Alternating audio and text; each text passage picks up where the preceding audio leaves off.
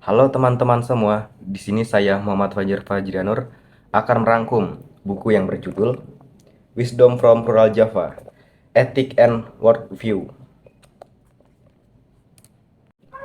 Di dalam buku ini dijelaskan dukun, wong pintar, wong tua, balin, supra alam, dan gelar lainnya merupakan contoh praktisi tradisional yang berkaitan dengan pengobatan, penyembuhan, dan bantuan sosial lainnya.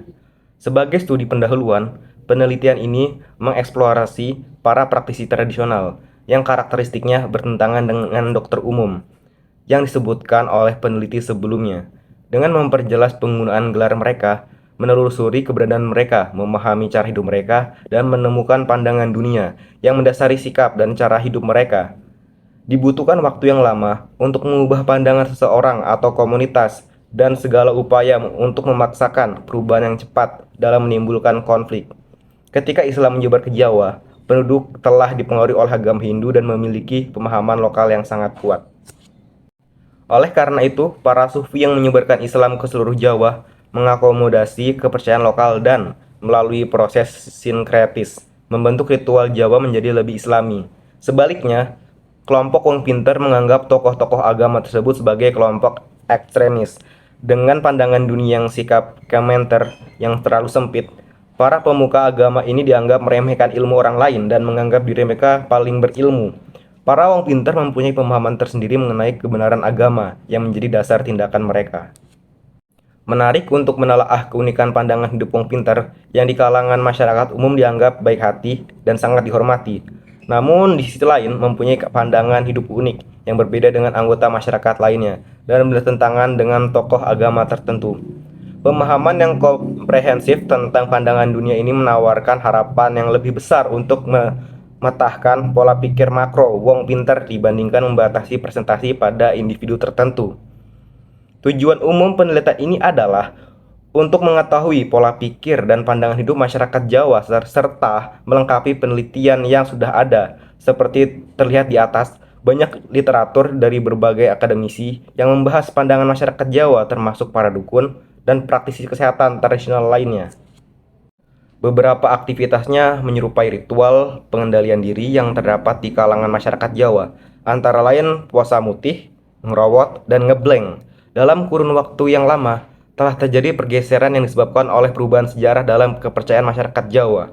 Sesuatu yang dianggap benar, baik, dan berguna oleh sebagian atau bahkan sebagian besar masyarakat bisa jadi dianggap salah, buruk, dan tidak berguna oleh elemen masyarakat lainnya. Ritual dan cara pemberiannya mirip dengan dukun, namun istilahnya mempunyai konotasi yang lebih positif.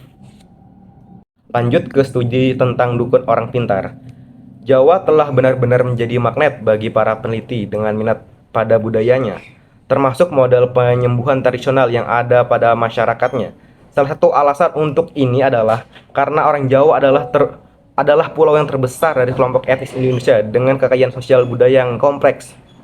Kruf dimulai dengan studi tentang wayang pada tahun 1956. Leu menerbitkan sebuah artikel yang berfokus pada karya-karya sastra seperti Arjuna Wiwaha. Kemudian pada tahun 1958, Pigeaud menerbitkan sebuah artikel sebagai tanggapan atas bukti sejarah di Indonesia, termasuk teks dan prasasti yang digunakan untuk melacak sejarah pra-Islam di Indonesia. Setelah itu, pada tahun 1968, Geertz menerbitkan sebuah artikel yang menganalisis latah di Jawa dari perspektif sosiologis, budaya, dan psikologis.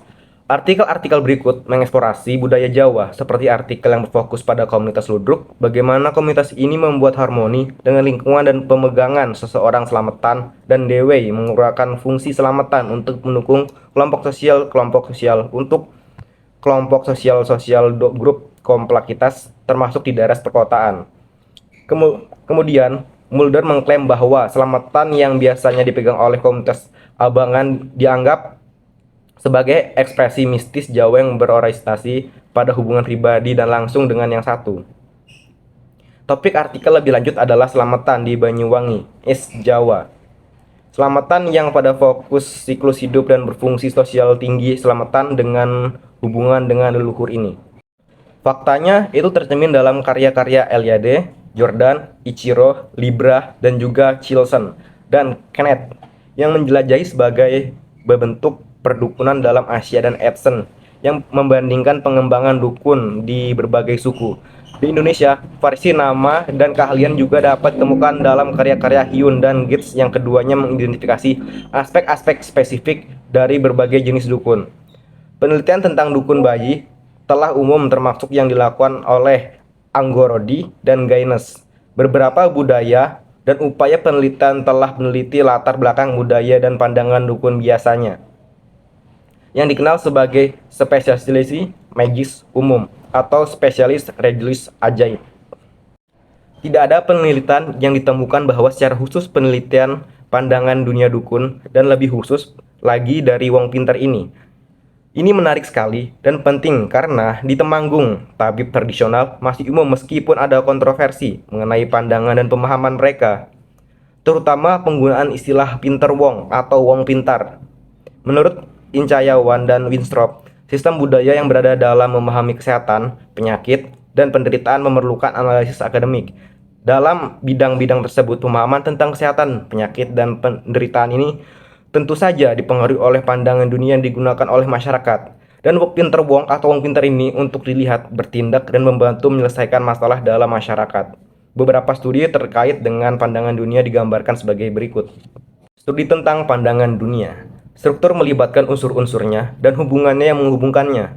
Karsten menekankan bahwa struktur sebagian konsep mengacu pada organisasi berbagai bagian sistem menjadi keseluruhan yang terperintah dan saling mengikat. Manen berharap sintesis baru akan mempromosikan pemahaman yang lebih besar tentang bagaimana bentuk bahasa dan dibentuk oleh sifat pengetahuan kita dalam teori-teori modern yang menegaskan perspektif ethnocentrism, trikotomi, sains, dan agama dianggap sebagai sistem magico-religius. Artikel ini mengidentifikasi pandangan dunia yang komprehensif dan membedakan dari pandangan dunia yang tidak komprehensif. Kata fungsi berarti memiliki kapasitas untuk menghubungkan bagian yang berbeda dengan keseluruhan.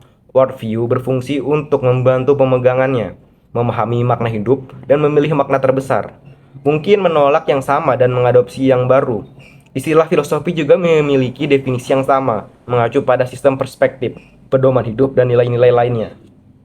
Lalu yang berikutnya, ethnocentricity adalah perkembangan baru dalam antropologi yang berorientasi pada menjelaskan perilaku manusia dan variasinya. Didasarkan pada nilai-nilai relatif, pendekatan ini didasarkan pada sistem pengetahuan dan pemahaman yang disajikan oleh budaya yang telah diteliti. Memungkinkan budaya tersebut dieksplorasi dari alam menggunakan kepercayaan dan budaya penduduk asli. Etnocentricity berfokus pada pengetahuan mengenai berbagai domain budaya daripada perilaku budaya yang sebenarnya. Dalam proses ini dimungkinkan untuk perbedaan yang signifikan antara pola budaya yang diteliti dan pola budaya penelitian sendiri untuk menjadi lebih jelas. Berikut adalah rangkum-rangkuman dari buku yang telah saya rangkum sendiri, yaitu Wisdom from Rural Java. Itulah gambaran besar dari cerita yang telah dituliskan dalam buku tersebut.